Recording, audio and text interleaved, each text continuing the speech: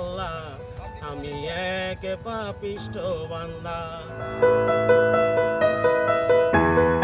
নেত্রকোনায় বিনোদন কেন্দ্র না থাকায় ঈদকে ঘিরে জেলার বাইপাস সড়কে মানুষের উপচে পড়া ভিড় দেখা গেছে। জেলা শহরে পর্যাপ্ত বিনোদন ব্যবস্থা না থাকায় পরিবার পরিজন নিয়ে ঘুরতে বের হওয়ায় মানুষজন ভিড় জমাচ্ছে বাইপাস সড়কের আশেপাশে। স্থানীয়রা জানান, ঈদের ছুটিতে বিনোদনের অভাবে খোলা জায়গা ও সড়ককেই বেছে নিচ্ছেন দর্শনার্থীরা। এতে একদিকে যেমন মানুষের স্বস্তির জায়গা তৈরি হয়েছে, অন্যদিকে যানজট ও নিরাপত্তা নিয়ে উদ্বেগও বাড়ছে। আমাদের নেত্রকোনা শহরে কিন্তু বিনোদনের খুব ভালো একটা কেন্দ্র নাই, যার ফলে এই বাইপাসটা যখন শুরু হয় তারপর থেকে আমি অনেকগুলি ভিডিও বানাইছি এই বাইপাস নিয়ে।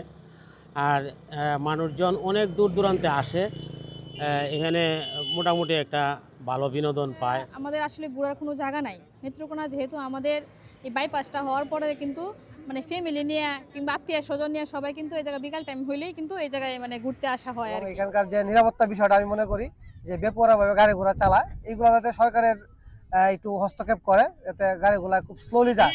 মানে এখানকার পরিবেশটা আমার অনেক ভালো লাগছে, জানি না কার কিরকম লাগছে, কিন্তু আমার অনেক ভালো লাগছে। এখানে নিরাপত্তা বলতে গেলে নিরাপত্তার সংখ্যা ঠিকই আছে। এখানে একটু খালি জায়গা আছে, এখনো পুরোপুরি রাস্তাটা চালু হয় নাই।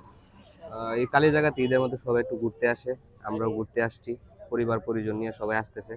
কিন্তু আমার একটাই দাবি যে আমাদের নেত্রকোনা পৌরসভার ভিতরে বা আশেপাশে যদি এরকম একটা সুন্দর খালি জায়গা দিকে একটা পার্ক দিত, শিশু পার্ক, বিনোদনের একটা জায়গা দিত, তাহলে নেত্রকোনাবাসী সবাই আনন্দ পাইতো। আর শুক্রবারে এই বেশি ভিড় থাকে, আর এখন মনে করেন শুক্রবার ছাড়া কম লোক।